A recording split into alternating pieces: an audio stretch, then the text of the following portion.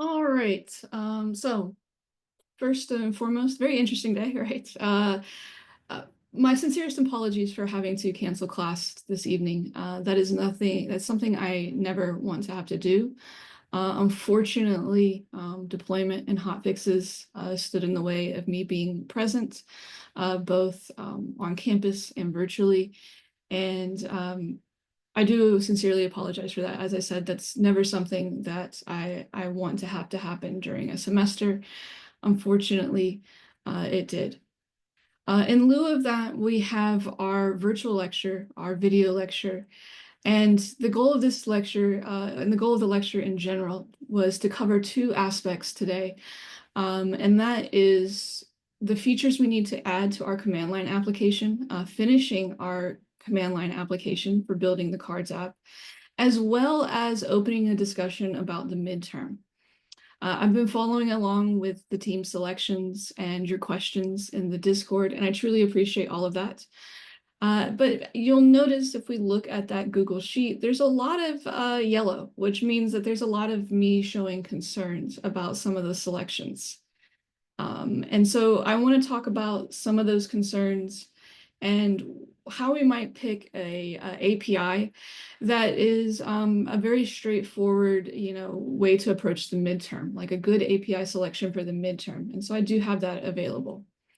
So if you're looking for, more of the midterm discussion, then you can certainly fast forward this video to that part. I obviously don't know the timestamp because that's sometime in the future, which I have not arrived at yet. But I would, obviously ask that you do stay tuned and watch the slides in the video lecture today, as we are going to cover a couple of important aspects. First, we're going to talk about our timeline. And the timeline is, we're here about in the middle of the semester. We're working on our midterm, and we have spring break in a few weeks. So let's talk about what are we going to do between now and spring break, and what does that look like for us? We're also going to talk about prompting and command line interfaces. If you've read your updated midterm requirements, and even as I alluded to last week when we started building our application, in the middle of our application, we need to ask the user a question. And running a CLI and using a CLI interface relies on YARGs, or at least we're relying on YARGs. There are other node modules out there that will do that, or we could, use process argv and do all the parsing by hand. But we're using YARGs to sort of set up our interface and then to kick off the script, to kick off the application. Once that application is running, we don't have access to YARGs again. We can't go backwards and access YARGs, right? YARGs is kind of the starting point. The next point is playing the game. And if in the middle of the game, we need to ask the user a question, YARGs is not the solution for that, as that is just a sort of like a command line interface framework, if we want to think about it like that. That doesn't handle actually prompting the user, or nor does it even provide prompts for the user during the middle of a actual script run. So we have tools for that, and we're going to talk about one such tool today. Now, as we move forward, we are going to include databases in our application. And since we want to include that moving forward, we don't always want to, throw too much on your plate. So today we're going to be using a mock database, a very simplistic form of a database, which is just a file system database. Right? This is the easiest way to get data store without having to go through the hurdles of learning how to interact with a new database like Mongo, learning how to query Mongo, learning how to log in, set up connections. We're going to do all of those things, but that's going to happen after spring break. So you'll notice in your midterm, it said, hey, please use what you have in week 9. I'm going to provide you something in week 9. And so we're going to talk about what that is and what I am providing and how to use this mock database. Very simple, very trivial, as it is just a file system database. So these are our three big points, and then we're going to jump right into the coding. And then as soon as we wrap up that coding, as I said, we are going to open up a midterm discussion. Unfortunately, it's less of a discussion since I'm here by myself lecturing. But, we're going to talk about the midterm, and hopefully this will then lead to a discussion, at least on Discord and things of that nature, and we can start, getting that interaction going. So without further ado, let's go ahead and jump in and talk about our timeline. Well, yeah, review. This is, I forgot about this part. As always, this is our just review slide. And this is just saying and highlighting that, hey, last week we talked about HTTP. We did start the development of our command line application for the Cards app that interacts with Deck of Cards API. And we started using YARGs to go ahead and set up that command line interface so that we can support the command arguments and the command option to easily parse those commands and then get that working with our functionality to actually play the game of cards. So our timeline today was focused on adding, of course, adding our features to our Deck of Cards CLI. Talking about, the midterm requirements, since those did get added way earlier this morning before things went absolutely insane. And also talking about the API selection, right? Those were the goals and the discussions that I wanted to have in person today. Next week, I had always planned for this class to be remote. I clearly mistyped those dates. So week 10 is 3/24 because that is correct. So remote class on Monday. Let me go ahead and fix that slide while I'm here. Remote class on Monday for 3/24, and this is focused purely on a Q&A for the midterm. So this is 1 week, well, almost a week before, I should say, your midterm is due. And this is a Q&A where we can focus solely on you having time to have worked with your team, having time to have given the midterm some thought, and come to class with your questions while still giving you enough buffer time to get those questions answered, to get any issues resolved, things like that.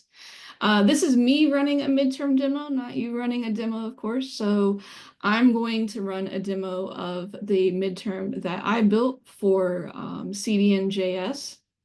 And at the end, we'll conclude with homework to review. I always feel that it's important to have a review of the homeworks that we turn in, but I am setting priority to the midterm on getting your questions answered and on showcasing a demo so that you have a good idea of how your application will run.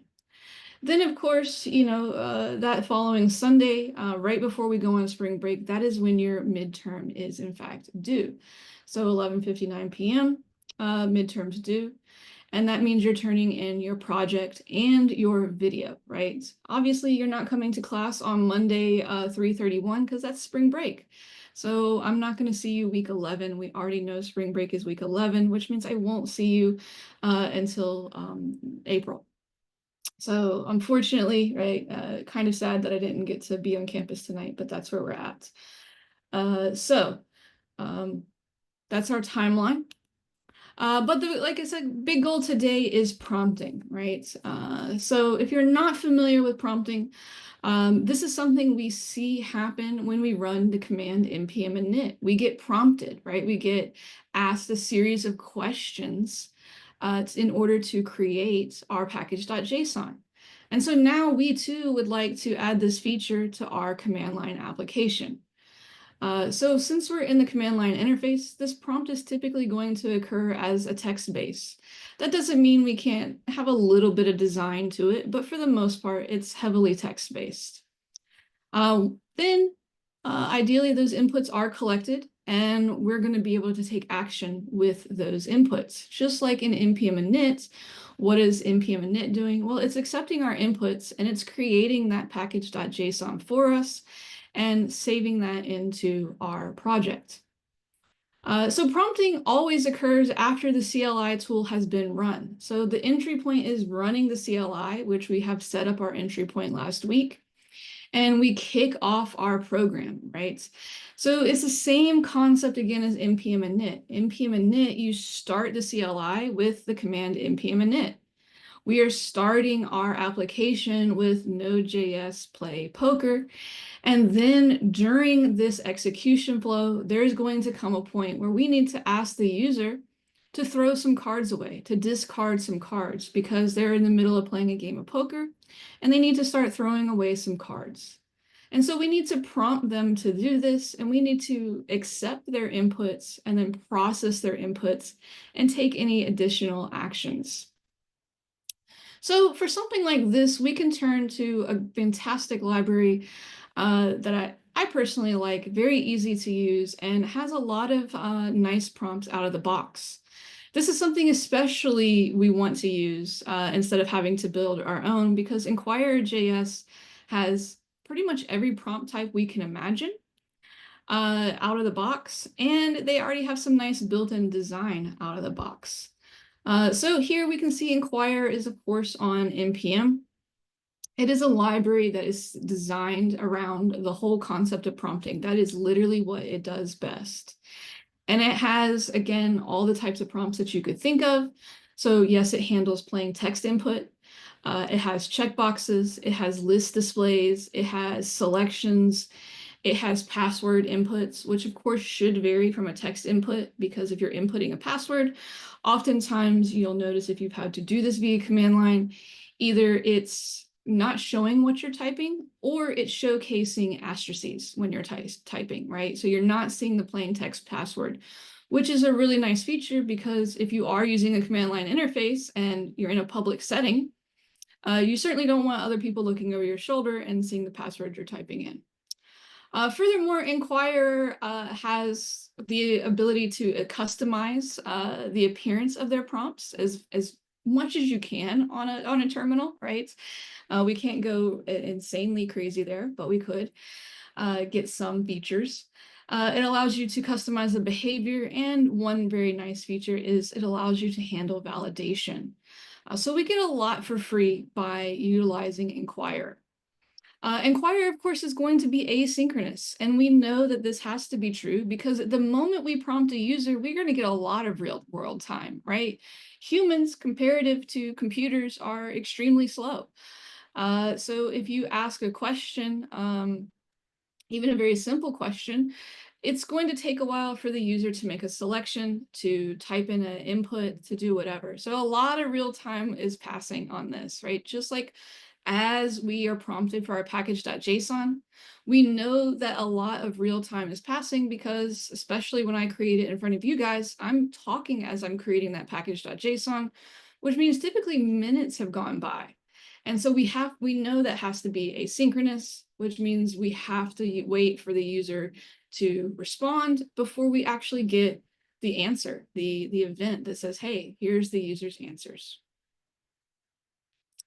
So for our application, both the deck of cards and for your midterm, we're going to be really honing in on two types of prompts.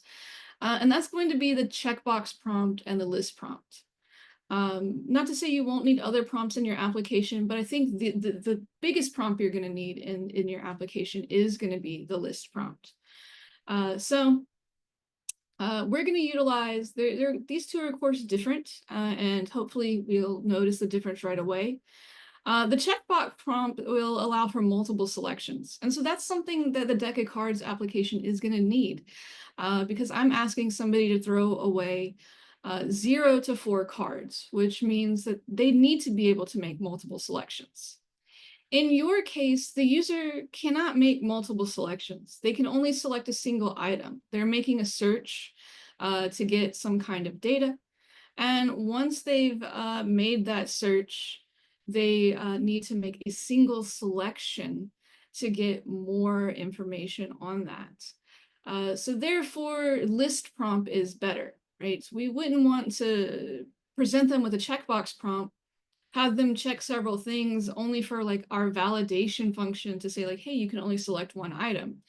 If that's the case anyway, we're just wasting our time by having to write that validation function when we already have that built into list prompt that it only allows the user to select that one item. So in both of these style prompts, we have some pretty important keys that we're going to need to work with. One is going to be the name of the prompt. This is going to be the key that we're going to use inside of our code to reference the user selection. So when the user makes a selection, we need to essentially have a variable that we can reference to say, hey, what was that user's selection? How can we grab it? And that's where we're going to be able to grab it from, is this name. The message is going to be what the user sees. So obviously we need to tell the user, give the user some kind of instruction and not just leave them in the Wild West. So of course I'm going to prompt them and say something like, select cards to discard. And they're going to then understand, okay, I need to select more, at least up to 4 cards to discard. They need to be presented with choices, right? If they're going to be interacting with a list or a checkbox, they need to see what they're interacting with. And that's exactly what these choices are. I'm not really the biggest fan of the name of this key, but I don't get to name it. I just get to use it. I see the logic behind it here. So the choices is going to be, for mine, is going to be the cards they're dealt, right? They're going to see 5 cards in their hand, and that's going to be, they're going to have to only choose from those in order to discard.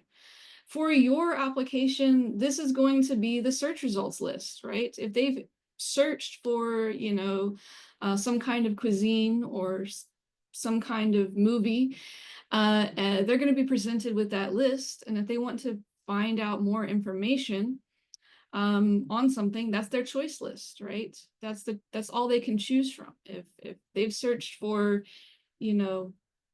comedies, they can only see movies that are comedies, right? They're not going to be able to go outside of that now and, pick a drama or a horror or whatever. And then a validate function. This is something I'm going to need and utilize today. This might be something you find that you need, or it might be something you don't, right? If we don't need something like a validate function, there's no point in writing it, right? We shouldn't write code just to write it. Now, if we find ourselves needing a validate function, then we absolutely should write it. And in my case, for deck of cards, I do need a validate function, and therefore I am going to write it. So that brings us to our mock database. And as I said, this is something that we really are just wanting to have available so that we can have a very simplistic, lightweight data store. And this gives us an understanding of where we're also going to be taking our application as we transition after the spring break, right? After spring break, we're going to transition into building servers and working with an actual database. But right, I could spend this week and next week telling you how to use Mongo, but I think that's going to add, right, that would add a lot of stress to a midterm that you already have to build. So instead, we can say, hey, let's use something like a very simplistic file system database, something we can easily understand and easily view without having to deal with the headaches of connections.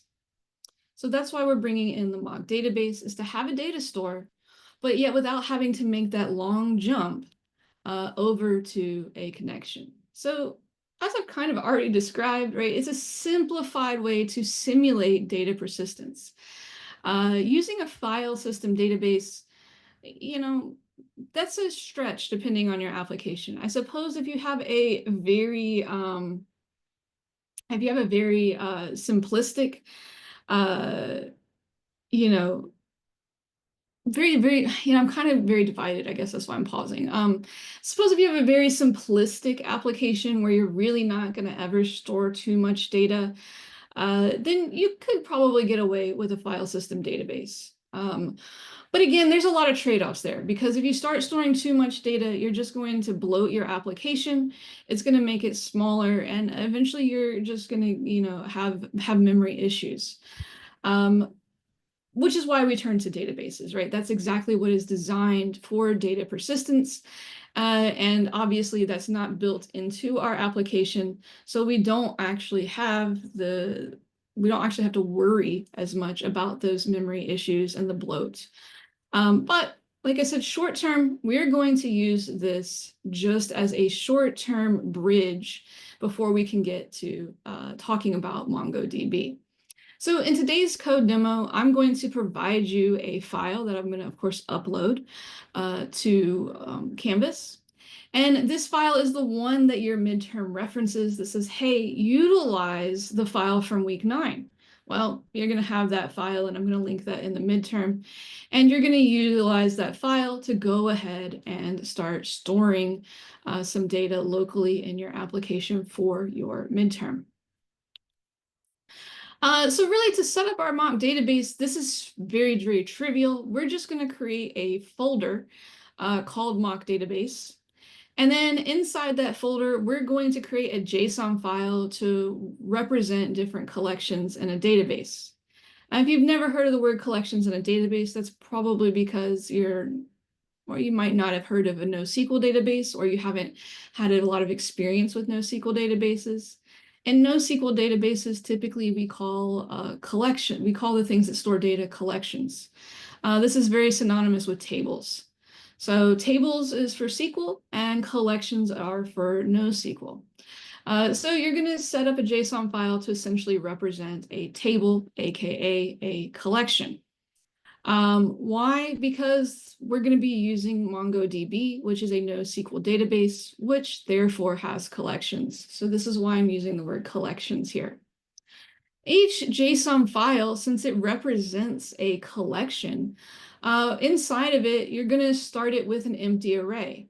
This is essentially acting as the initial state of the collection, ready to store data. If we don't set up our file that way, then what you have is just an empty file and you have no data structure in there, right?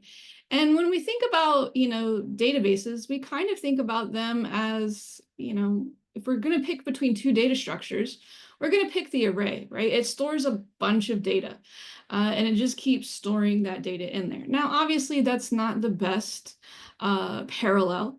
But again, if we have to pick a data structure to mock a database with, we're going to pick the array. And so therefore, we need to start our collection with an empty state, and that should be the array. So you're going to see me do that. Next, we're going to interact with a DB.js, which, as I said, I've already written. This has 3 simplistic functions in there, which is going to handle reading from the database, inserting in the database, and querying the database. And that's literally, I don't know why I wrote the function read, so that's why I put this in the slide, but really we're worried about the querying part. So I do need to fix this slide. And again, the goal of this file is really just to abstract away the complexities of having to work with the file system directly. It creates a wrapper around the file system. So that's all I've done. And it's very easy once we get this going. So again, like I said, all we're trying to do is create a very simplistic database for us to store some data in.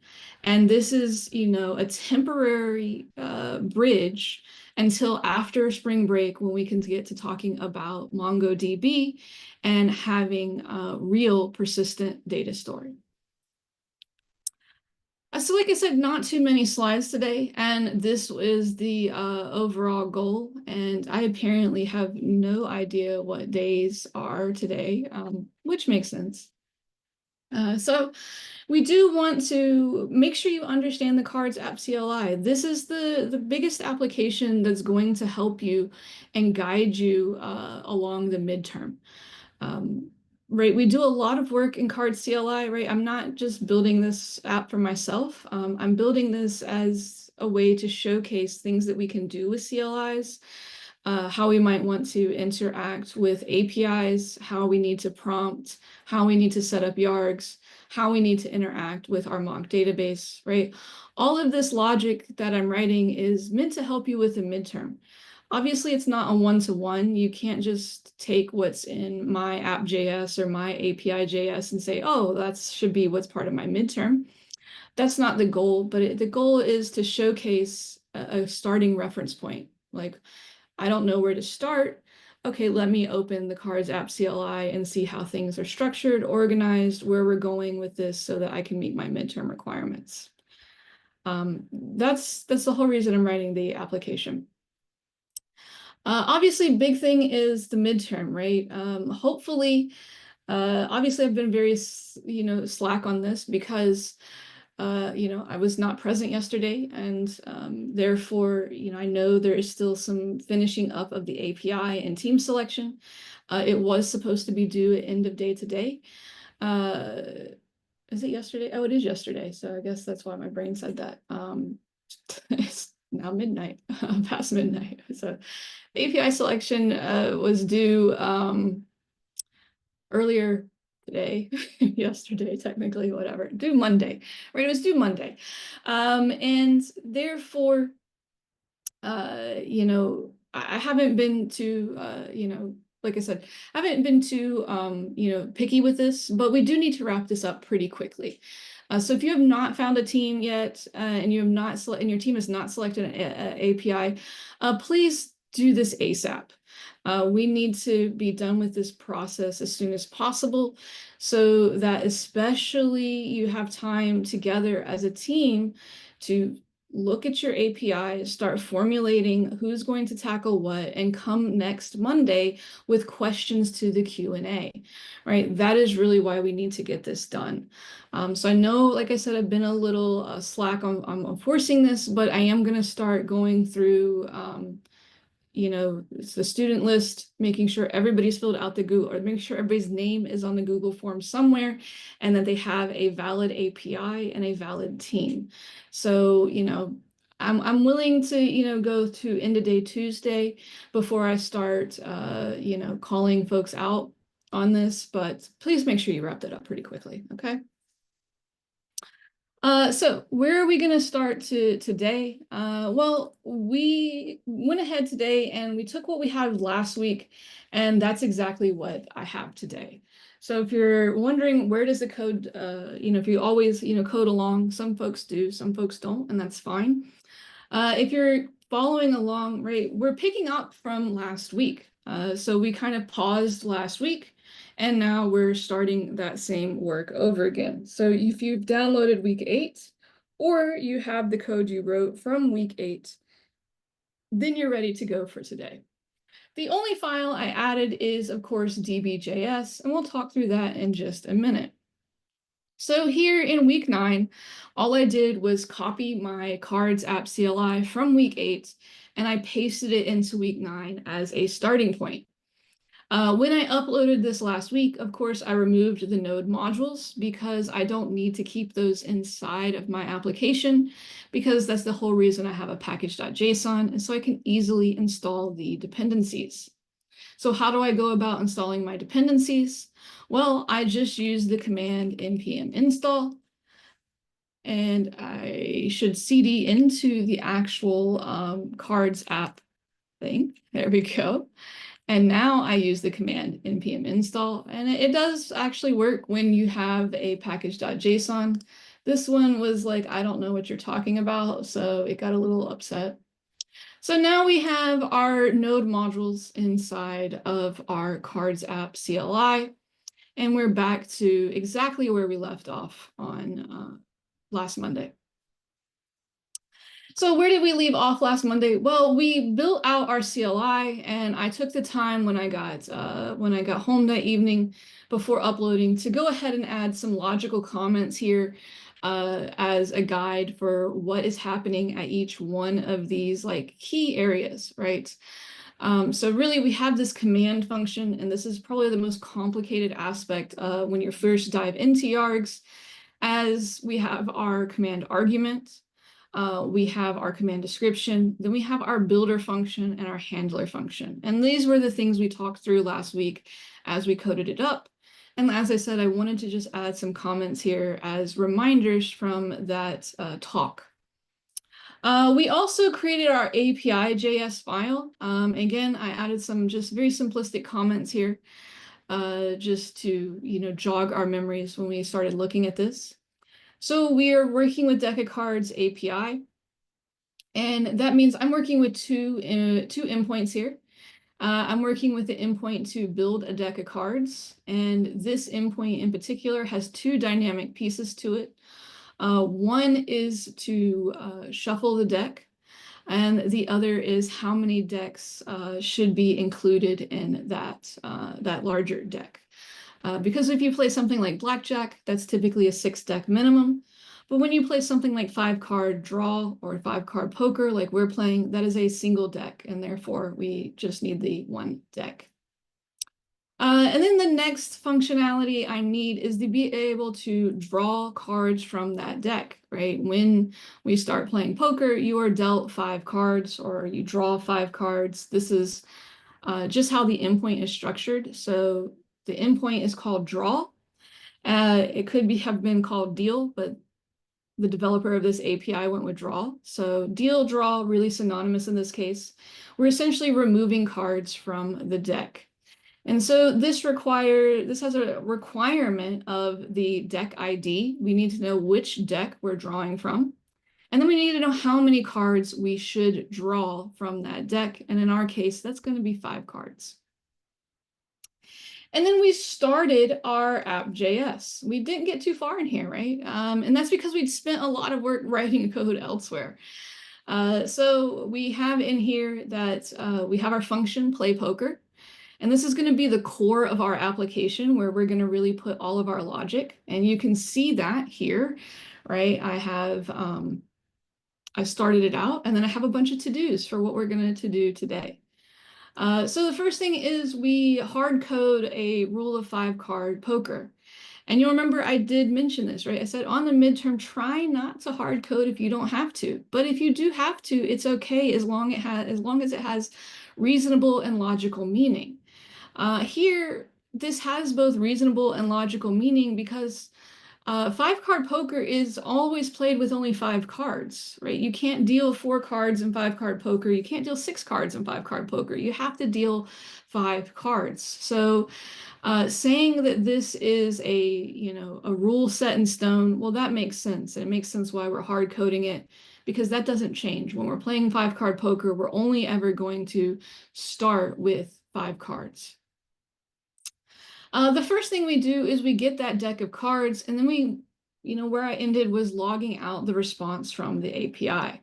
Now we knew what response we were going to get from the API because we have our deck of cards API here. And the moment that I go ahead and ask for a deck of cards, this is the response that I should be getting.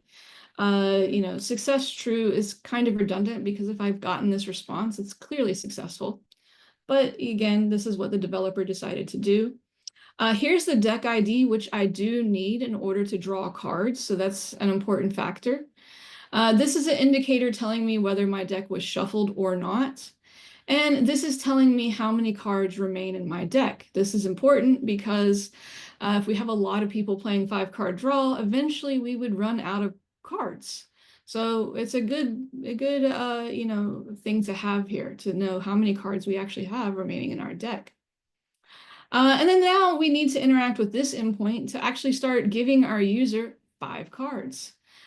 So here this is the endpoint that we have in our API.js. You can see it requires that deck ID, which is great because we have that from the response. And then it's going to require a count. And on that first time, the initial draw, it's always going to be 5. Now the subsequent draw, that's going to change, but the first draw will always be 5. So if we look at where we're at here and we say, all right, let's run our application to see where we stopped on last Monday. So node CLI, JS, play poker, just to ensure that it's, not Node.js, just node and then CLI. Play poker, there we have it. We right at where we expected our application to stop based exactly on our code. We can see great. So what we care about is this particular piece of information here, because the next thing we need to do is get cards, right? And the only way we can get cards is if we have a deck ID. So as you can see here, we had this to do on Monday, and so we have to draw the 5 starting cards. So I'm going to create a variable, and I'm going to call this original cards. And I'm going to set it equal to await. And like I said, I need to draw cards. And so in order to do that, I can interact with this function that I wrote last week, which is the draw cards function. So I'm going to wait API, which is the file that I created to draw cards. And it takes two arguments. One is going to be that deck ID, and the other is going to be the number of cards to draw. So if I am looking at this response, right, I can see that deck of cards is this object. And if I need the deck ID, then I need to access this key here, deck ID. So that simply means I'm going to take deck of cards and access that key, deck ID. And now I'm passing in the deck ID to the function I created, which is draw cards. And now I need to let it know how many cards I would like to draw, which is actually called start. So again, right, I wrote this function over here to interact with my API. It requires the deck ID, so I did pass that in, and it's going to require a count, so I passed that in as well. So now we can go ahead and just let's make sure we're all fine and good. And we'll get rid of this console.log because we know that is actually working. And let's get our original cards. Like, let's see if we can actually get 5 cards. All right, so there we go. And here we do have 5 cards. We know it's 5 without even scrolling up because it says remaining is 47. And 52 minus 5, of course, is 47. And of course, now, we'll expand this a bit so that we can see a little bit more of our response here. There we go. Here's our 5 cards that we would start our poker hand with. So far, so good. Now we get to the new thing, which is we need to display these cards to the user, and we need to ask the user to say, hey, can you please go ahead and select some cards to throw away?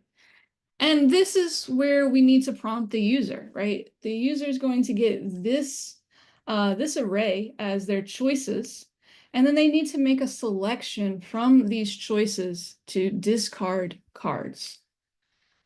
So at this point, that does mean we need our inquirer, right? We need our inquirer. So we can go to good old NPM. Hopefully you're getting familiar with NPM. Inquirer, if I can spell, hopefully, still. I've had a lot of caffeine, so I'm feeling like, good to go right now. Here's inquire.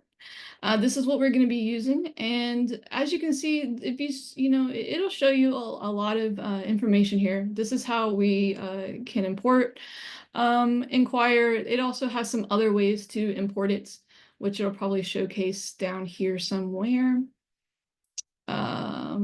These are all the types of prompts, right? There's kind of, not only are they giving you right, the type of prompt, they're kind of giving you a screenshot of what that looks like out of the box. So we can see a lot of nice prompts. Here's the prompt we're going to be using, the checkbox prompt.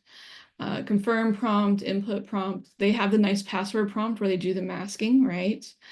All of that. And then they show a ton more. They also allow for you to design your own prompts. They also have some nice inline code examples. So if we go over to their home page, we can go over to these.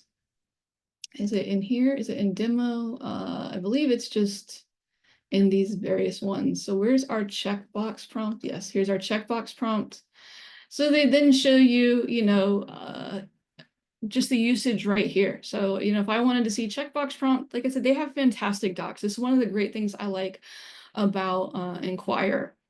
Another great feature about Inquire is if you only needed the checkbox prompt, they, allow you to kind of just sub-install their prompt. So you're not getting everything out of the box. But I went ahead and I'm going to go ahead and install all of Inquire just in case we want to have access to more prompts. We can. So I'm going to use Inquire in a very similar way to this. And I'm going to go ahead and import Inquire utilizing this syntax up here. So let's go ahead and we're going to install Inquire. I'm going to install all of Inquire. As we can see, we could just install, the checkbox version, but in case somebody else wants an example, it gives me an easier way to just demo some things. So npm install dash dash save, right? Because we want this to save in our package.json as a dependency, inquire. And now we have inquire saved. So we're ready to go back to our code. And typically the way imports generally work as a rule of thumb is at the very top is where you import your third-party modules. Then you have like a space, and then you import your local files. And that is just a general rule. You don't have to follow that rule. That's just a general convention that many folks in the JS community have created. Is at the very top, we import our external dependencies, and then we import our internal dependencies. So this means things that you've written yourself. So I've written this file myself, hence why this is going to be on the lower side of the imports. So I'm going to import the checkbox prompt from inquire.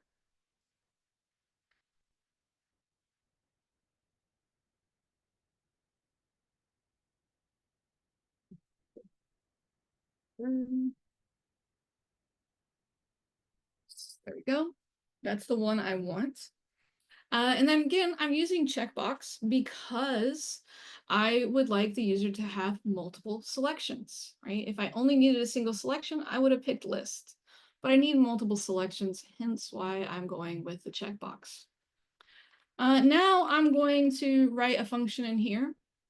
And I'm going to use the convention of prefixing it with a lower, an underscore, because this function is not going to be exported, nor do I want anybody who might ever come in here and edit my code to export this function. So I'm kind of, by using the latticing this convention, I'm kind of saying, hey, this function is meant to be, specifically to logic in this file, and isn't like a general purpose reuse function, right? It's handling something locally and not necessarily something we can use elsewhere in our code base. So cards. So we know that this is going to need to, as I already outlined, it's going to need to take essentially this array as its choices. That's why we're passing in cards here, because that's what it needs to take in order to prompt with which cards to throw away.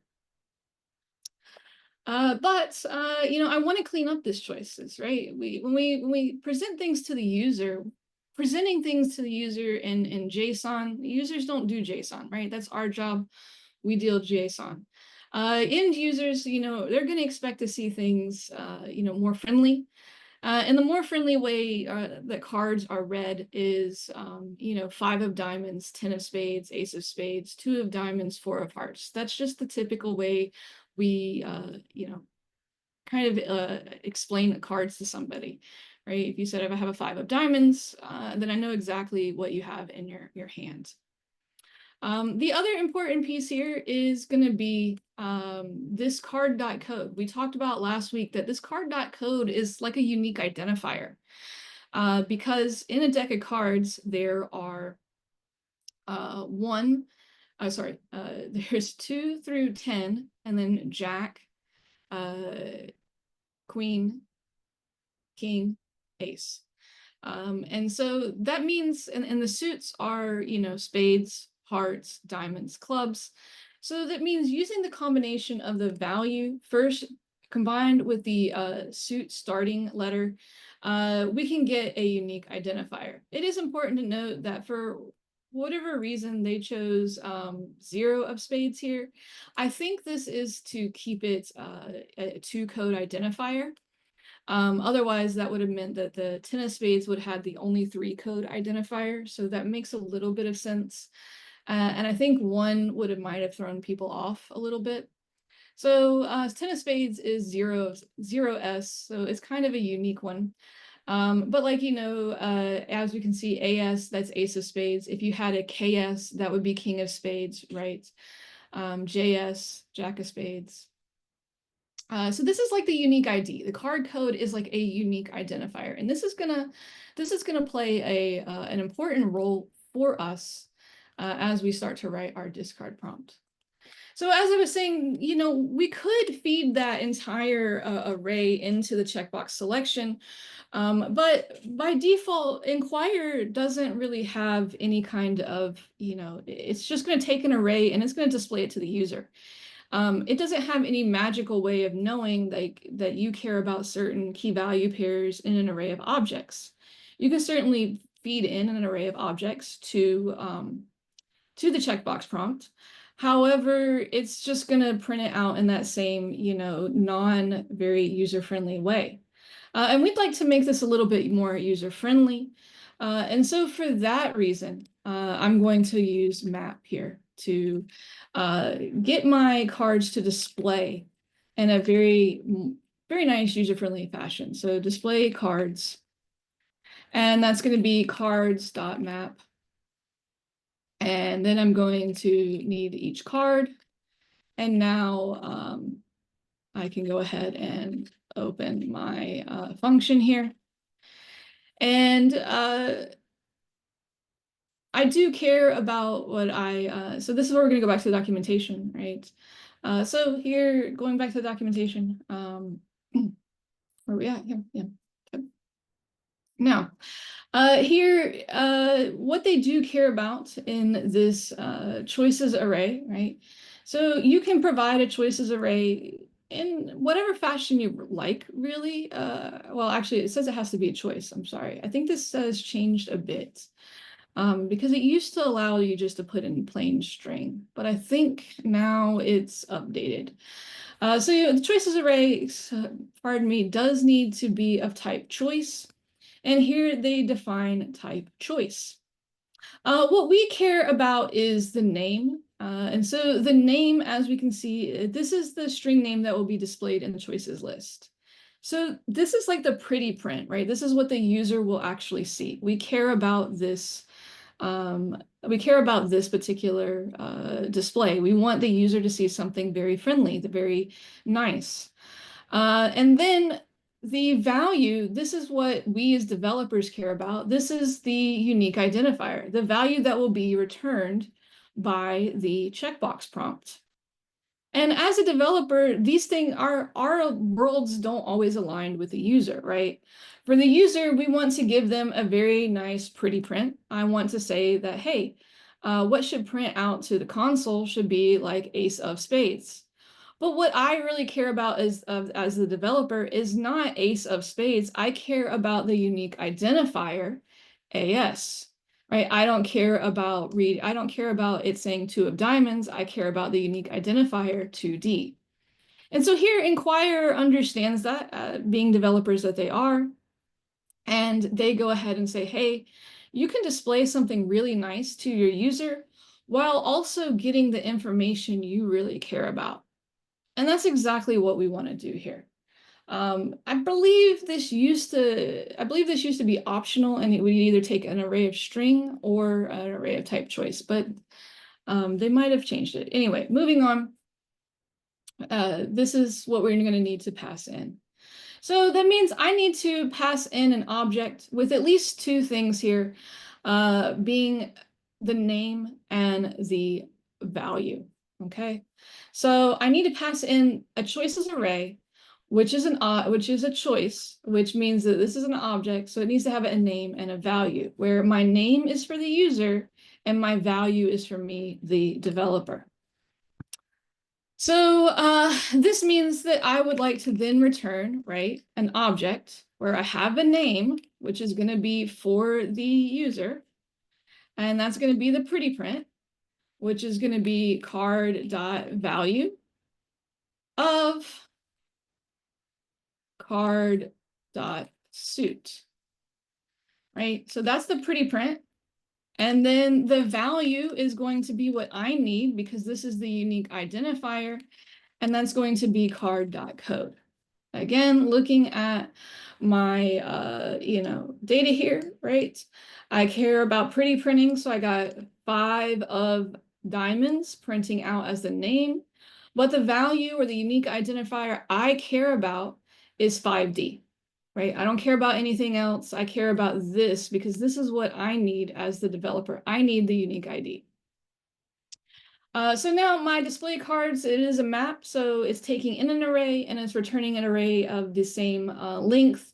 And it's going to now look like this object. So it's taking in this object, which doesn't look anything like this, and it's going to output an object with name and value. So now I'm ready to use my checkbox prompts. We know again that this was asynchronous because the moment we prompt is the moment we have like real world time passing, right? It's going to take some amount of time for me to look at my cards in my hand and say, okay, I want to throw away this one, I want to throw away this one, whatever. So first off, we need a message here. And that message is going to be select cards to throw away. So I'm giving the user, right? I'm prompting the user to do what I want them to do. So that's going to be select cards to throw away. We need choices, and that's going to be what we just created above, which is going to be our display cards. And then in my case, I do need a validate event, a validate function, I should say. And depending on the way, which API you chose and what you might be doing, you may or may not need this. And that's because 5-card poker has a rule, right? 5-card poker rules say you cannot select more than 4 cards to throw away. So you can't throw away all 5 cards, right? That's kind of this rule. It's saying like, hey, you can't just get 5 and be like, yeah, I don't like any of these and give all 5 back. You're forced to keep one original card. That is just the rules of the game. So this validation function is really you return an error or you return true, right? You're saying here's the error message, or this is past my test and I'm going to return true that this is indeed valid. So if the cards that are coming into my validate function dot length, if this length of their selection, right, because they're going to be able to choose multiple, and since they can choose multiple, that means I'm going to have an array. So if the length of their selection is greater than 4, then I need to let them know, hey, you can't do that, right? You cannot do that. You're not allowed to do that.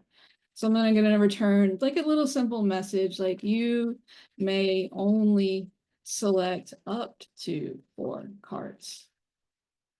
Otherwise, I can return true, right? Very simple, simplistic validate. So they don't have to select any cards. That is completely fine. If you're dealt a perfect hand, you're not forced to select cards, but you cannot throw away more than 4 cards. That is a rule. So if they violate the rule, then I'm returning the message that they should see. Otherwise, I'm saying everything's good and we're ready to go. So as you can see here, the next thing, we're ready to invoke our function here. And this says, we're ready to prompt the user, which means we're ready to go ahead and utilize our prompt. So let's see what we get returned from this prompt. So essentially, these are the throwaways, right? Once the user's done making their selection, what this discard prompt is going to return to me are all the cards that the user wishes to discard, so wishes to throw away. So we could call it the discards, the throwaways. Maybe I'll call it I like throwaways. I'm gonna go with that. So we're going to equal await. We're going to equal discard prompt. And discard prompt accepts an array of cards. So looking back, what did I get from original cards? Well, this is a pretty large object. And so I care about this key cards, right? This is what discard prompt accepts an array of cards. It doesn't just accept the whole object. So remember, when we write our own functions, we have to remember what they accept. And this accepts that array of cards. So I can only paste that in. So let's then go ahead and see what we get with our throwaways. All right, let's play our game here and see, see what we get. Great. Wait, I guess I must have copied that in. Perfect. So node play poker. All right, so now we have our nice little discard prompt, right? It feels pretty good. And you can see that it has a lot of features to it that I didn't really build. I tell it to say select cards to throw away? Yes, I did. But we can see it also includes some instructions to the user where I can press spacebar to select and I can press, enter to proceed, right? It's got some nice instructions built in, and it's pretty well, it's just already nice out of the box. This is why we're picking this. So if this is my poker hand, like I said, if you don't know how to play poker, that's quite all right. You always are trying to make the best hand here. I have 2 7s, and typically if you're playing just 5-card poker, a pair is a good hand to have in 5-card poker. So we're going to throw away everything except for the 2 7s, okay? So that means what I'm discarding, right? If I were having these cards in my hands in real life, I'm going to give 3 cards back to the dealer, and I'm going to keep 2 cards in my hand.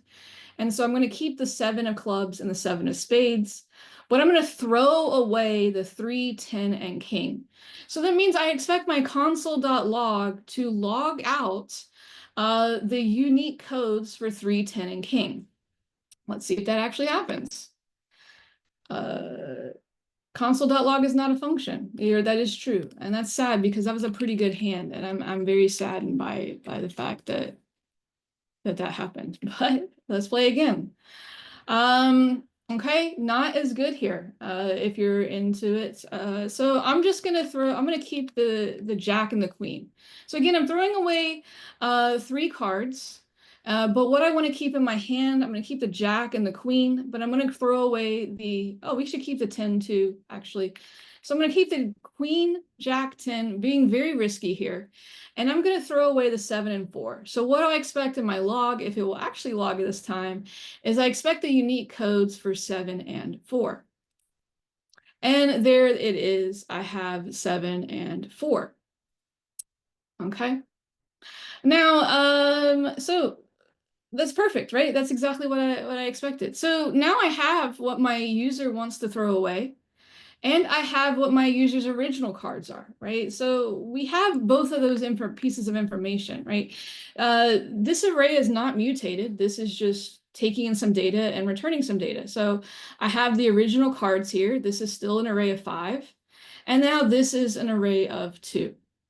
So now we have to actually do this, right? We have to write a little bit of our own unique logic in here called find and remove. We have to take what the user's original hand was, and we have to remove the cards from their hand, right? This is digital poker.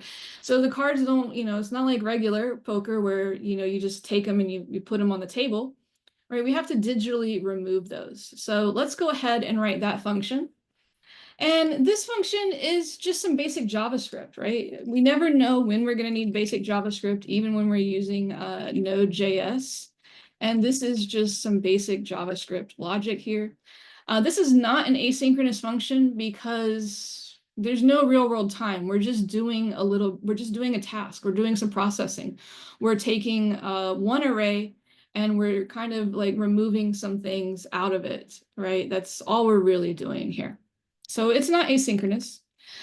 So this function will need the original hand, and it will also need the throwaways. That's the only way this function can figure out what to return, right? It needs to know what was in that original hand and what did the user select to throw away. And I can do this by using a higher order function called filter. Because filter will remove whatever does not return true in the condition that we write inside of it. So it'll form a filter, right, based on the condition inside of our filter. So filters, filter's not the only approach, but personally, I think filter is the approach I'm going to go with.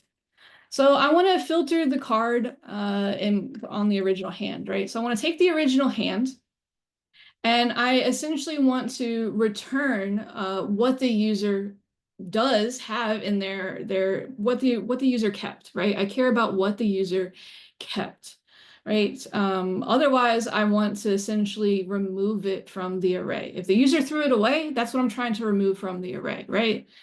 So the way I can do this is use an includes function.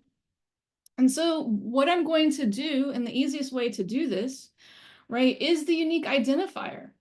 This is the whole reason why well, I cleared my screen, but going back to the deck of cards API, the whole reason why I kept that unique ID is to perform this action. Because with the unique identifier, I can really easily make a match. Where if what I had was 5 of spades, I would have to do some parsing, I would have to do all that. But now I can easily make a match, right? I have an array with, if I have an array with 6H and 5S in it, then I can easily match what's in the cards with which in the original hand, okay? So that's under card.code. So if the card.code is not included in the throwaways, then keep it, right? That's what we're trying to say, right? If the card.code is not included in the throwaways, then keep it. And so that means that I want to now just write that in JavaScript. So to say that it's included in the throwaways, I would say throwaways includes card.code. And then to essentially not that, I throw a not right on the front of it. So now let's go ahead and, we'll do this, console.log, we'll see what the original cards were. We'll go ahead and console.log the throwaways. And now we'll go ahead and, say that this is, what's a good name for this? Kept cards,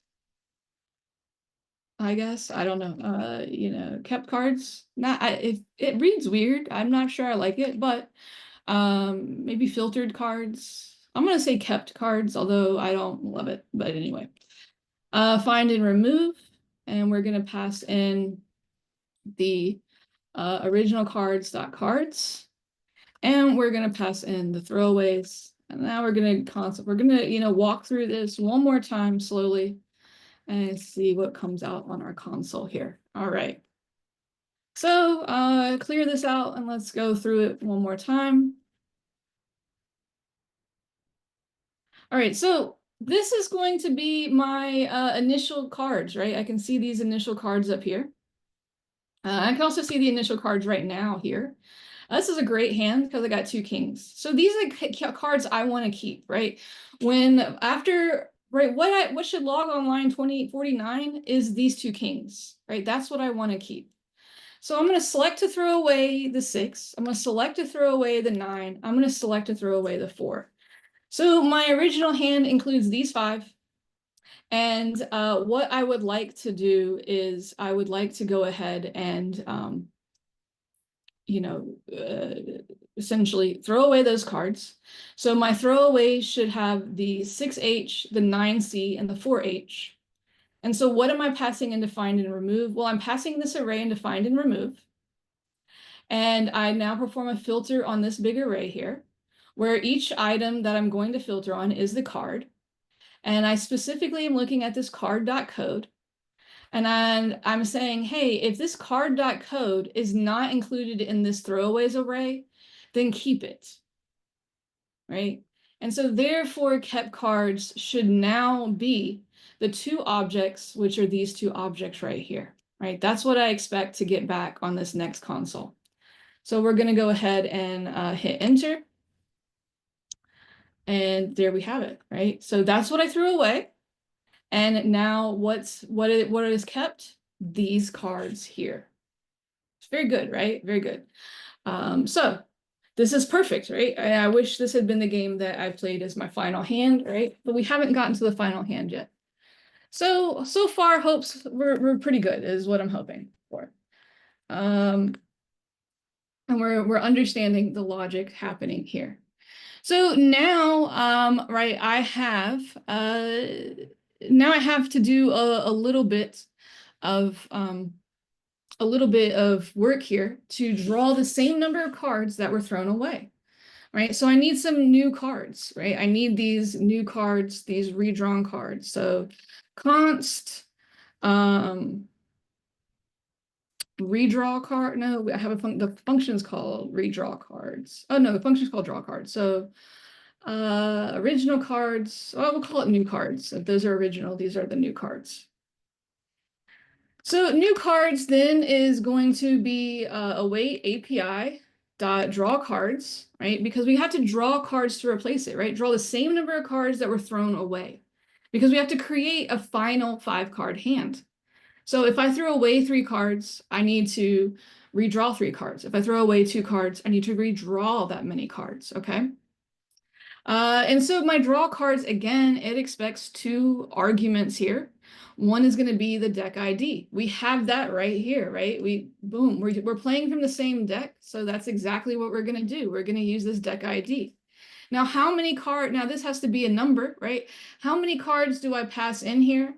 Well, I need to pass in the number of cards that were thrown away. And I have very easy access to that because here this is, as we can see, this is 3 cards thrown away. So that's just the array.length, right? Throwaways.length will give me a numeric value of 3, and that means I will be drawing 3 cards, and as we can see, 3 plus 2, 5. So throwaways.length.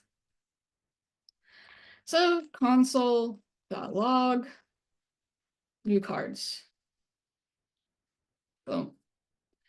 And now we want to concatenate those 2 together to essentially create this final hand. So const final hand, right? The final, this is essentially your final hand. And this is now just concatenating the two concepts, right? This is concatenating the kept cards, right? What did you keep from your original hand? And what did you redraw? New cards, dot cards. So,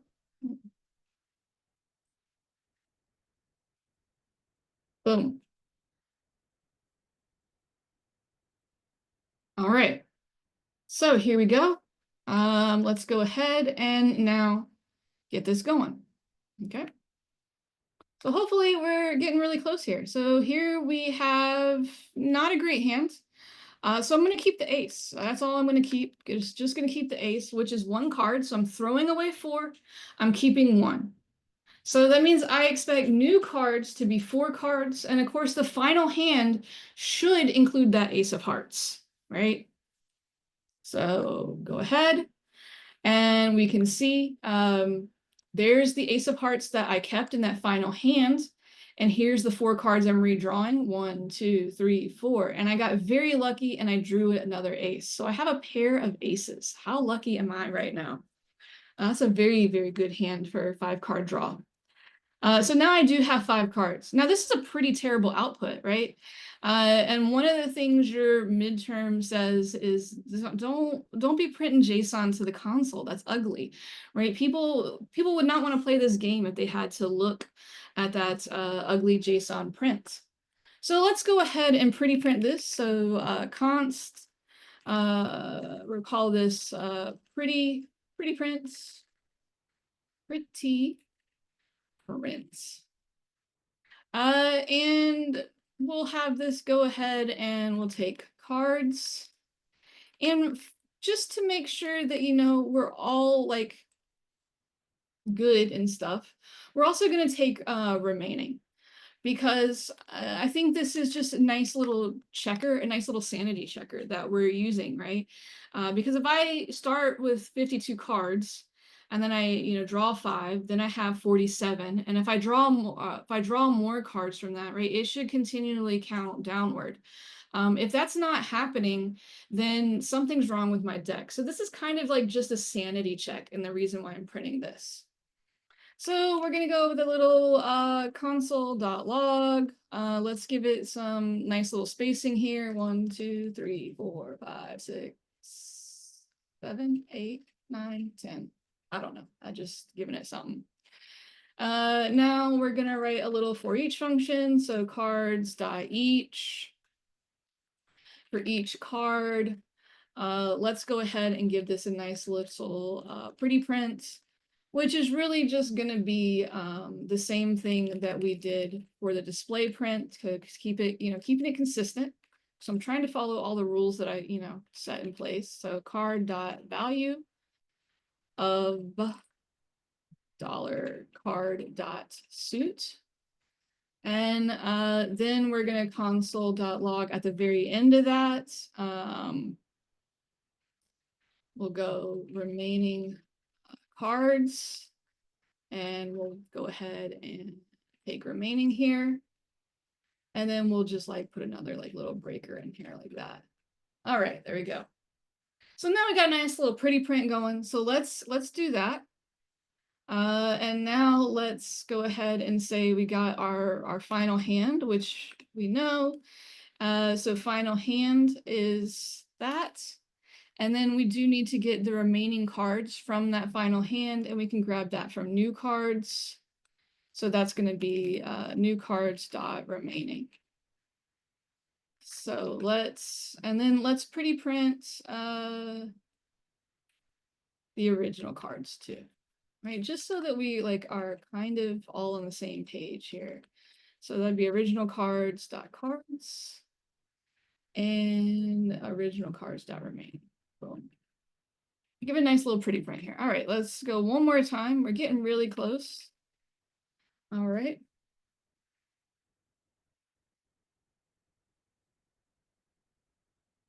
Cards dot each is not a function. That's probably true. Original cards, let's see. This should be passing in the cards. It is original cards dot cards. Original cards.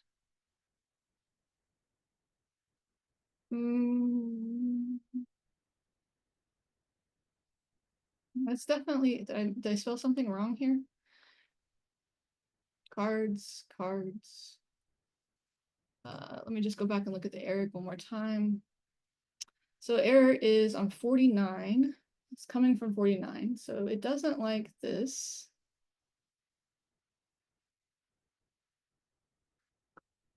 Let's just double check what this is. Console.log. Unless I've hit this API too many times and it's now like very cranky with me. Let's see if I'm not getting a response. Oh. All right, let's try that one more time. So I do get the response. Okay, that's good. 47. Cards dot each is not. Oh, it's not. Yes, it's not a function. Sorry, it's been a little. When it is for each. It's a for each loop. I really wanted to make that a fancier loop than what is available in JavaScript. Here we go. All right, so we can see that we have our nice little pretty print right here. This is the original, right? 47 cards are remaining. Now, we don't really need this right now, but I just wanted to, showcase what that looks like. We don't need this little JSON print anymore, so that's fine. And here's our cards to select from, which is the exact same. So this is coming from line 49, and then this is coming from line 52. Well, technically 52 comes up to here, so this is coming from somewhere here in 13. So not great. I guess I'll keep the jack and the 10, right? So we expect the jack and the 10 to be a part of our end hand here. So we'll hit enter, and there the jack and the 10 are part of our end hand, and I clearly did not pass in the correct thing here for our final hand.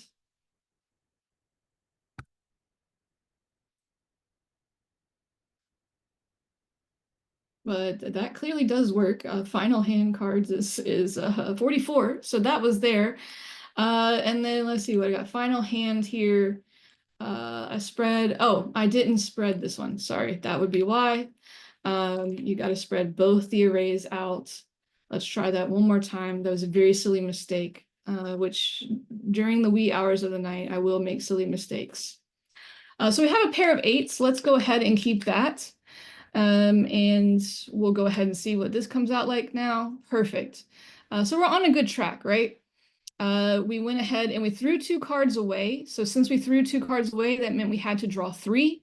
And so as we can see, 47 minus 3 is, of course, 44. So our sanity checks are indeed working pretty nicely.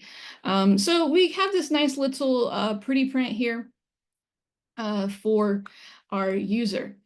Now we do want to handle, storing the game. Let's save the game into the mock database. And this will kind of then wrap up our application.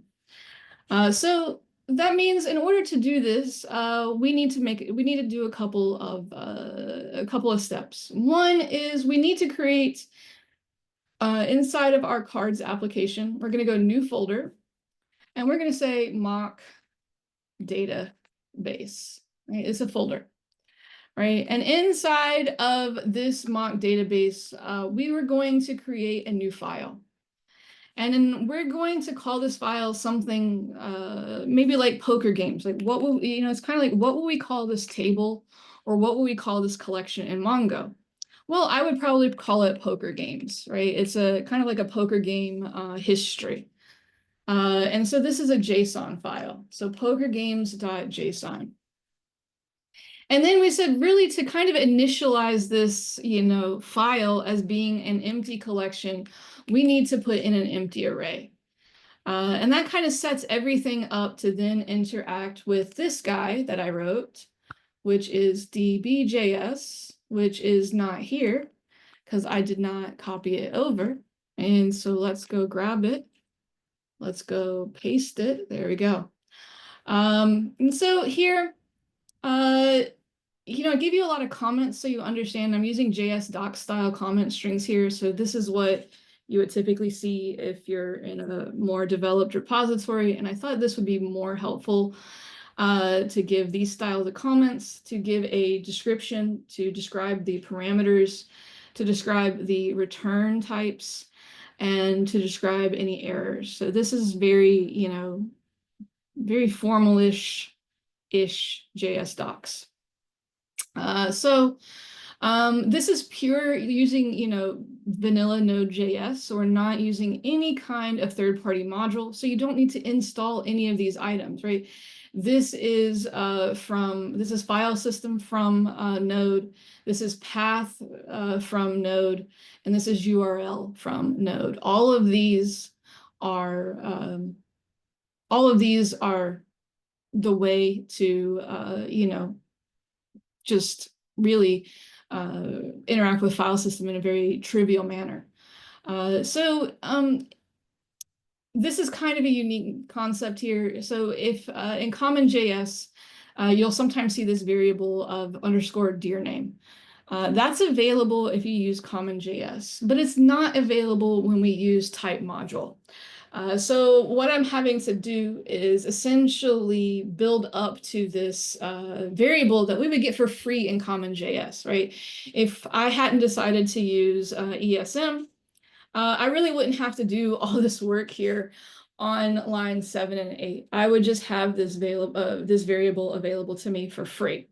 But the very simplistic way to go about doing this in ESM is this functionality right here. It's something you'll see time and time again. It's kind of straightforward. I'm sure there's other approaches maybe to get dir name, but this is a fairly standard approach, right? You may, if you're just browsing, you may see this kind of templated code in a lot of places. Like I said, it's just like the way to kind of, go about getting dir name, which is not available when you're using ESM.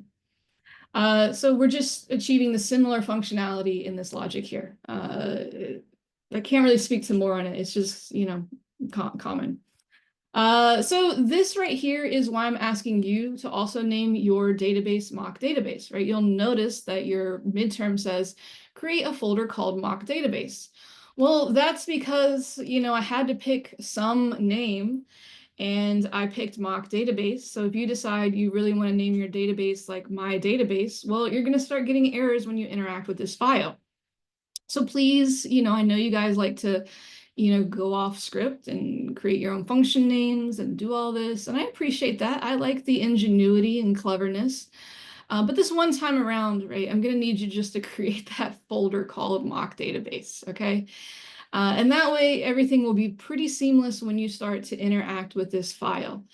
Or, you're going to have a lot of issues. So this is saying, the directory is essentially, we're looking in this directory. Now, your collection names, you can call whatever you want because I made that a variable, okay? So you can call your collection, I tell you what to call your collection names, but really you can call them whatever you want because I made it a variable and therefore you get to pass that in. But the mock database directory, we have to go with that. Now, this is a little helper function. We'll talk about that one in just a second. That's because we use that function over and over again. But essentially, the two functions we really care about and that are exported and publicly available to you are the insert function and the find function. This is, I wrote this in such a way that it's mimicking, well, trying to mimic or get very close to the way Mongo behaves. Since we're going to transition from this mock database to Mongo, I tried to write these wrapper functions in a style that was similar to Mongo. Now, it's obviously difficult to get a one-to-one and write readable code and, make it so that you understand it, make it so it's very trivial, blah, blah, blah. But this gets us close, okay? It's not 100%, but it gets us close. So the functions you're going to be interacting with are to insert a new entry into any collection. You would use this insert method. This insert method takes two arguments. One is going to be a collection, which as we can see is a string. And the other is just any object that you want. It doesn't have to be an object of a certain type. It can literally be any object that you want. And so this is very flexible because everybody has different APIs. Therefore, the data that is going to be stored is different from individual to individual. And so you can just store any kind of object that you want in here, but it has to be an object. That's really the only thing, right? So there's this object. What does this return? It returns a promise, all right? It technically returns a void promise. So there's not really a return from this. It is a promise, so we have to await it, but you can see that all it's going to do is write to the database. Now, technically in Mongo does return, but this is a void return, okay? And then if something happens, it will throw an error right there, error inserting into collection, and that's going to give us our error message. So what's happening with this? Well, like I said, we're doing a very watered down database mocking. So first, our databases, they're responsible for generating the unique ID. We don't generate unique IDs, not typically, right? We give data on insert, we give data to a database and it generates the UUID. So that's what I'm doing here. I'm just generating this weird, ID based on the timestamp and then a random number between up to 1,000, right? That's all it is. It's nothing special. It's not great, okay? It's just simplistic. That's really all it is. I'm then going to take whatever data you pass in, and I'm going to then append that ID as underscore ID. This is good in many ways. One, if your data has an ID to it, then I'm not going to be overriding that. And two, Mongo uses underscore ID. What we're going to learn is Mongo uses underscore ID as its unique identifier. So that means Mongo already is using this kind of style of its unique identifier. So we're just getting familiar with the way Mongo handles its unique identifier. Then I'm going to read what's in the current collection. So I'm just going to read the file, right? So it now uses this little helper function. This is just reading the file, and then it returns the parsed data. And then I'm going to update that by pushing your new data in. And then I'm going to essentially rewrite that data, right? So I'm going to read the file, parse the file, push some data in, and then overwrite the file, thus to get like a database. So unfortunately, it's obviously less performant than a database because, well, for many reasons, it's less performant than a database. but in one notable fashion, aside from the obvious, it's actually reading in the entire file, pushing it in, and then rewriting the entire database. So clearly not, anywhere close to how databases would be done. But like I said, this is just a bridge until we get to Mongo. So we're not really, this is why I wrote the code and didn't ask you to write the code, because we're going to throw this code, we're going to throw this whole db.js file out the window the moment we get to MongoDB. This is just for your interaction. Find then, if we want to find a record, Mongo has a very similar function to this, where we can find all records or a record by its ID.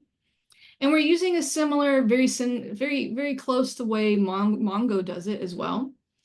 So again, this is going to take a collection name, and then it's going to take a query, which must be an object or null. You can see it's defaulted to null. And this object must contain a single key and a single value. And that's because we're only going to be able to search by one thing, right? As much as I would love to be a full-fledged file system database, I'm not going to search by multiple keys and values. This will only search by one key, one value.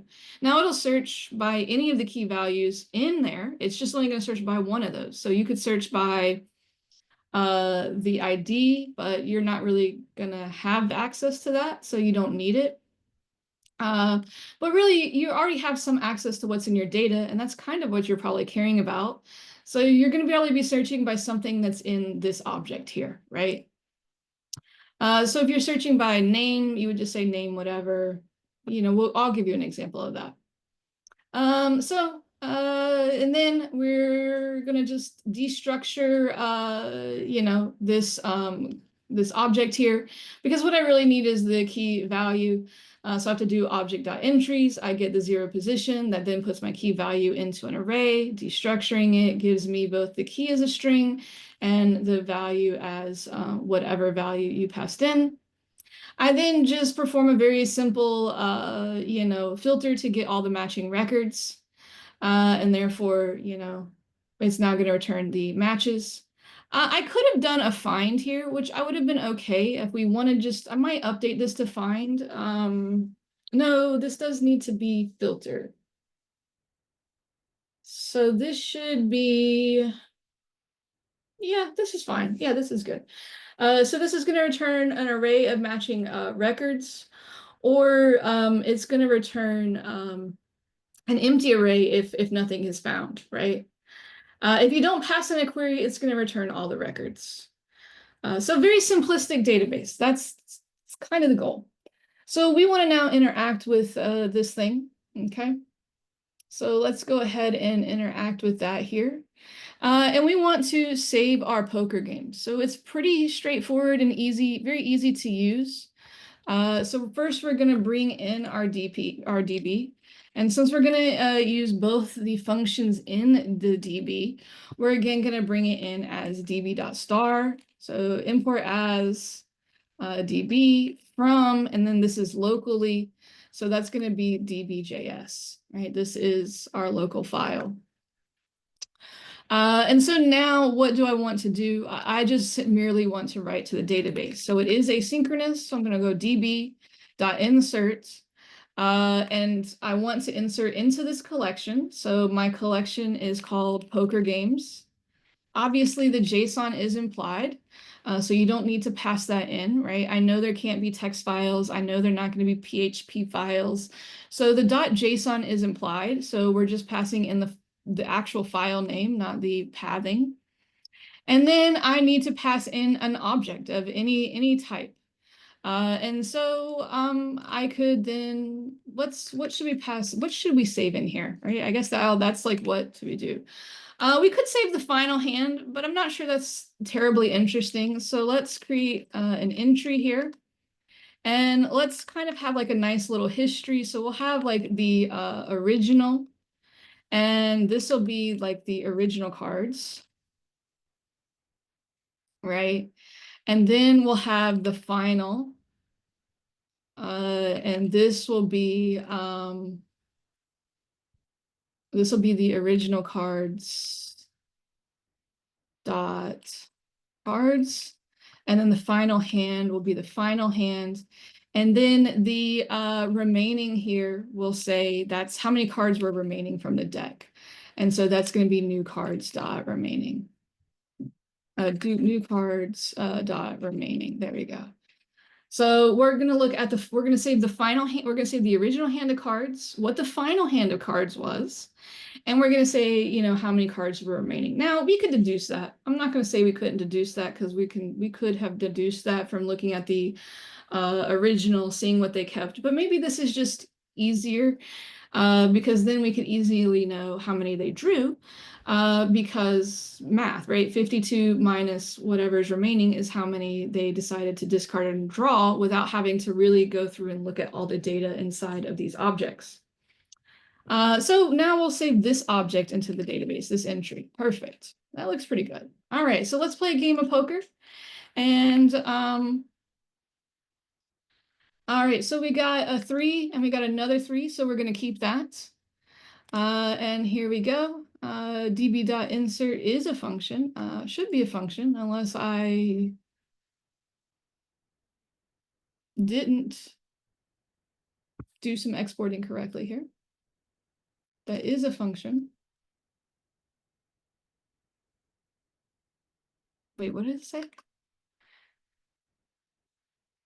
db.insert is not a function, 72. Well, it says insert right there.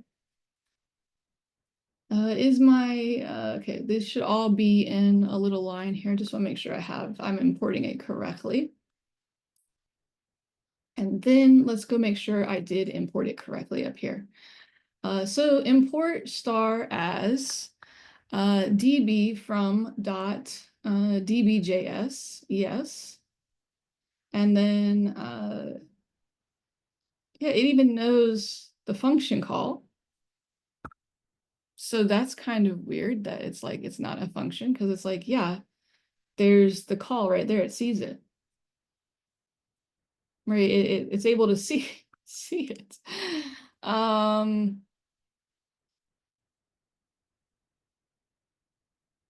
Okay, let's see if it's poker games entry. So this is definitely a function. It sees the function right here.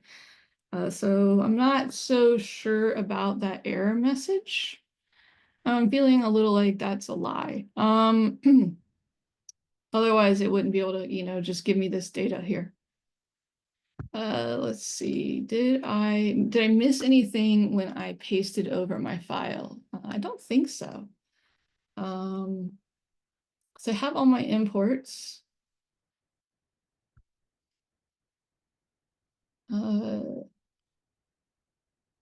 It should just be a void. This is very interesting. I'm not gonna lie. Ah, I didn't save this file. So the dot indicates that it's not saved, and that was my mistake. So we need to put this empty array in here and we need to save it, right? I typed it in there and then I failed to save my file. And I'm pretty sure this is the reason why, because it's not understanding that this is, you know, essentially the error is not great. It is a function. But this is, you know, I think it's being like there's some information being swallowed up somewhere. And what we're not seeing is that what really fails is this portion here, where essentially we're just trying to read an empty file and take action on an empty file. Yeah, that's what I believe. I'm feeling, you know, that's what's happening, and unfortunately, like it should be a better error than that. I don't like that it's that kind of disgusting error. So let's go ahead and play a game of cards. Here, a new game, a fresh game. So here we're gonna go and we need to take that extra card so don't log out.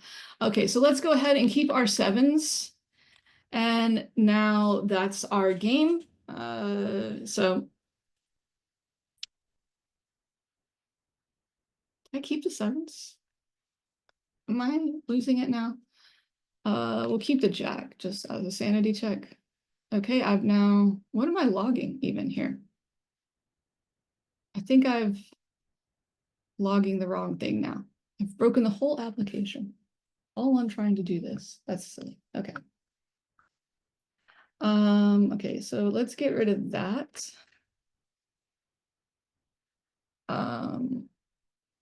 So oh, maybe it's this spread? No, this should be fine. I kept cards and new cards. Oh, it's probably because they're nested. And spread is, oh, yeah, okay, okay. So this is because they're nested, that's why. Remember, you know, when we start getting into deeply nested, spread doesn't, right? It doesn't handle like the deep copy we talked about. So let's go ahead and just do our good old guy, which is new cards dot cards here. There we go. I think, although I thought it was actually fine, so I'm not really sure why, unless I'm just absolutely, no, it's still not fine. Now I've broken something and it's bothering me. Because oh, those right, those are the cards to throw away. See, this is what, it's now 1:30 at night and I'm throwing away cards I want to keep. I apologize. Everything was completely fine. It's just way, way, way late. So I need to wrap this up before I completely actually have a moment. Okay. So we do have data in here. Let's play a fresh game of cards where I'm back on track. I apologize for that. So, you know, just forget that last 4 minutes. Okay. So we're going to play our poker hand. These are the cards we're throwing away and not keeping. So I'm going to throw away everything but the queen. So I'm keeping the queen, right? So select cards to throw away. It says that right there.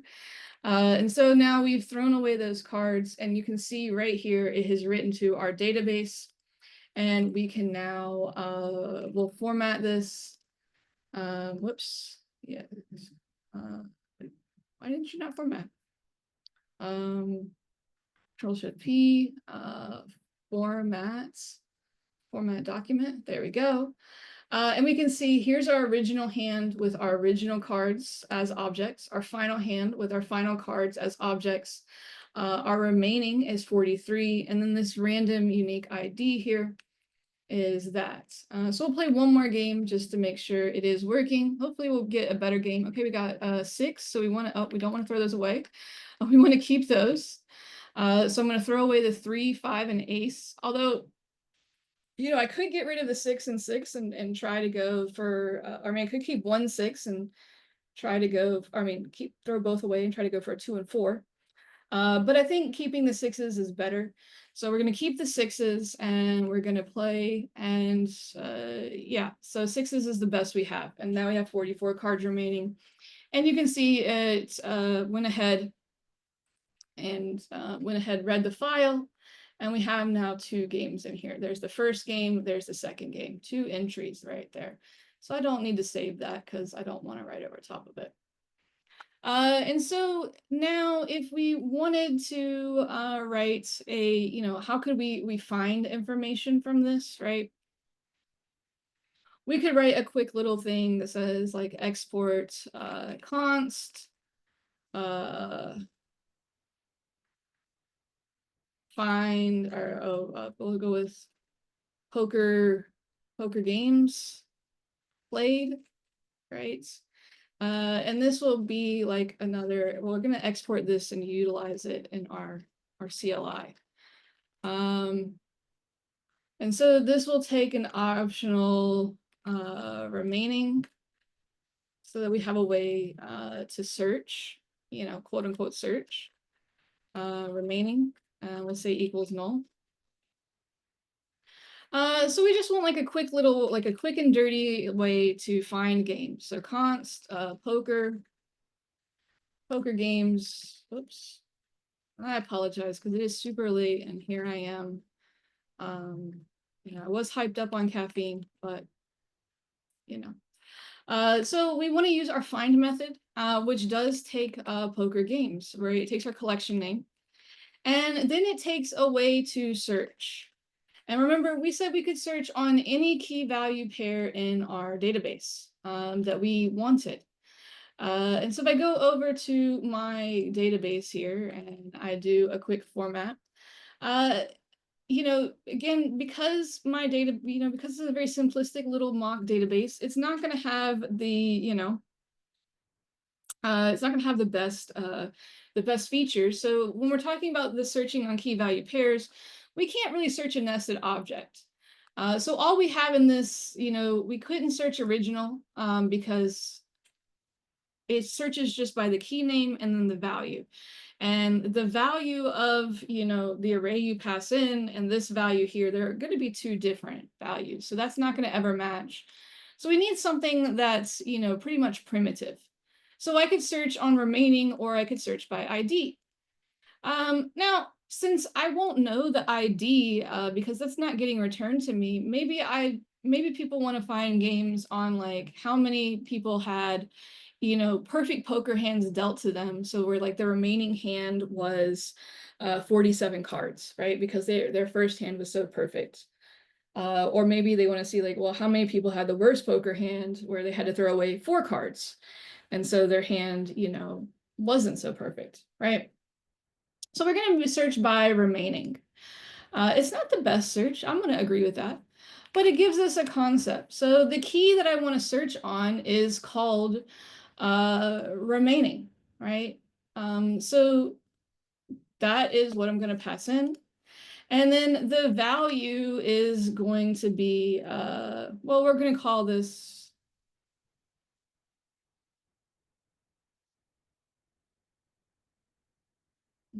count. We'll call it count.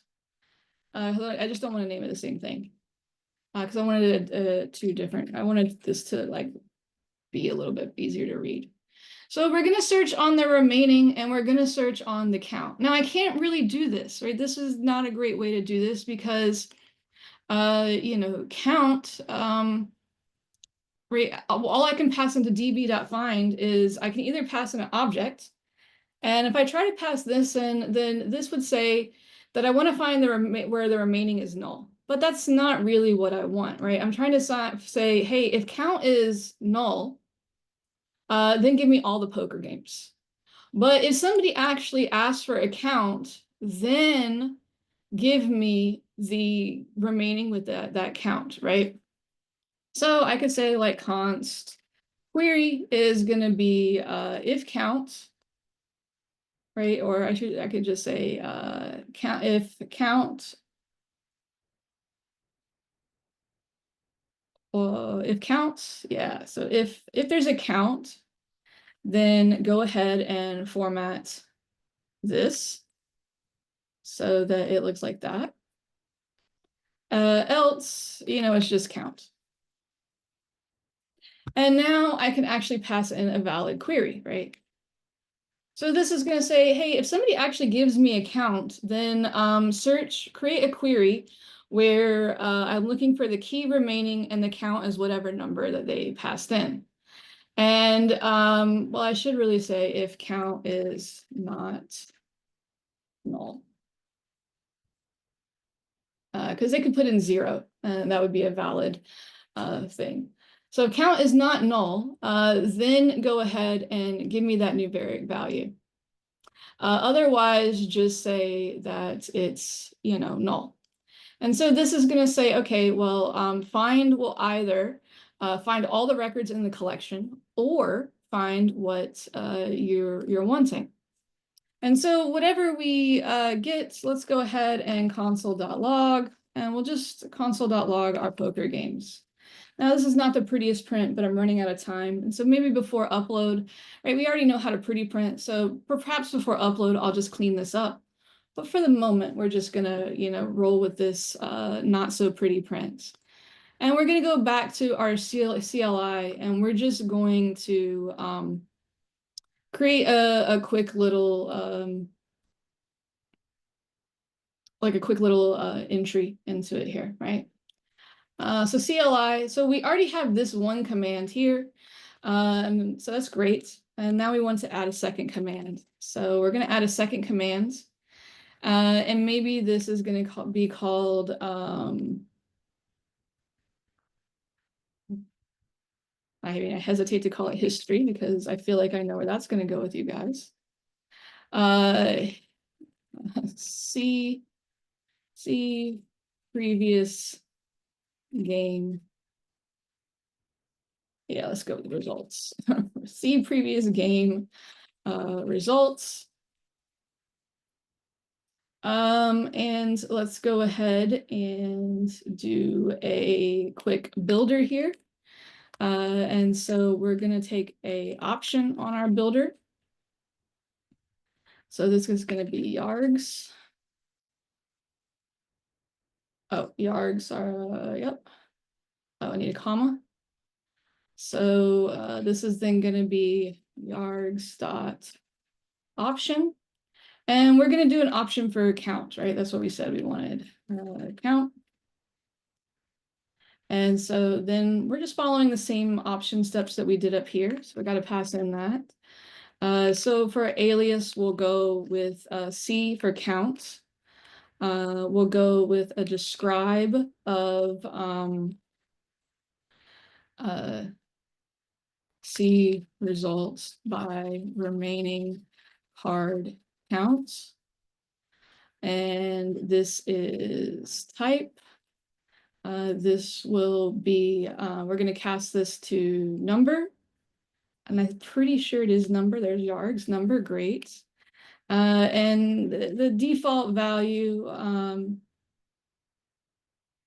hopefully we can pass in null. Hopefully it won't complain that we're asking for a number, but we're taking a default of null. I actually don't know if that's going to be happy. I hope it's happy. So this is the builder function. Where did I got that? So that was the builder right here. All right, so define builder function to define options. We didn't define any positional args. We just defined some options. So now I just need my simple little handler function. This is going to be pretty trivial. And this is going to be my args, right there. And, we'll go ahead and we'll show you what this logs out real quick. So arg. So let's go ahead and we're going to use the command result and we're going to use the option count. And this will give me a chance to see if I don't pass it in, if it actually leaves it as null. I'm kind of hoping it does. So Node.js CLI, and then if we do help, right, we should now, no, I don't know why I'm typing Node.js. That's very silly of me. It always likes to import number. I don't want to import number. I am happy with what I have. There we go. So here's results. So node CLI results help. And it doesn't like type number. Oh, it's got to be sorry. There we go. Let's try that. Perfect. All right. And so it looks like it's okay with that. So let's give it a try. So we'll say node results, and without a count, this should be null, right? If I wanted to see all the results and I didn't want to see a filter by count or a query by count, then this should give me all the results without caring. Or, well, obviously we haven't invoked it yet, but this arg should be null is what I'm saying. And there it is, count is null. So that's perfect. That's what we want. And so now if I say count, right, and I say like 45, then here I have 45. So perfect, it's working as expected. So now we want to import our other little function that we just created, and that was poker games played. And so now we can invoke here poker games played, which I believe accepted a count. So that's going to be args dot count. And why is it args dot count? Well, because it's right here, right? So these are the args, this object, and count is 45. So I want to pass in 45 there. So hopefully my filterings work. So let's go ahead and, it's not going to be the prettiest print, right? So, bear with me on the ugliness on the print. I apologize. I'll clean that up when I or when I push this to Canvas. But the goal here is to test this, right? So this has a remaining of 43, and this has a remaining of 44. So first, let's see if we can get both of them. So let's just go ahead with no count, and it's unhappy. No such file or directory exists. Name, oh, poker, yeah. So I passed in the wrong file name. So that's what it's telling me there. No big deal. We can easily fix that. That is plural. Let's go ahead and fix that. Silly mistakes in the night. Okay, great.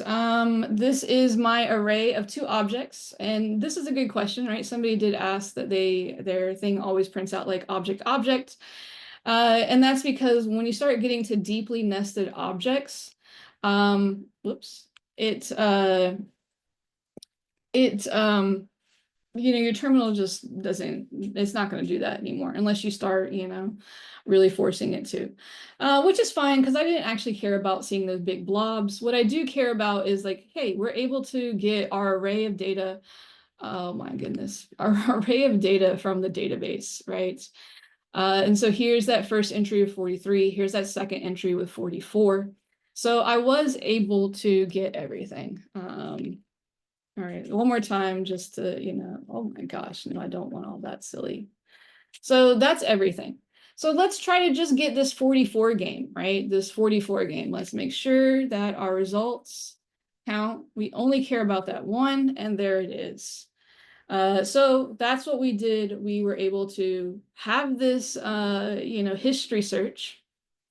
Again, not pretty printing, where if the count is null, it's going to return all the records in the database, right? And that's due to the find function. That's exactly what this find function says. It says if there's no query, just return everything, okay? Just return everything. That's literally the if statement. But if there is a query, and that query has to be in the form of a key value pair, then take the key and the value, go through the records, look at each record, and look at each record where that record has that key, and then match that value. So it is going to return every place where 44 happened, right, or 43 happened, or whatever happened.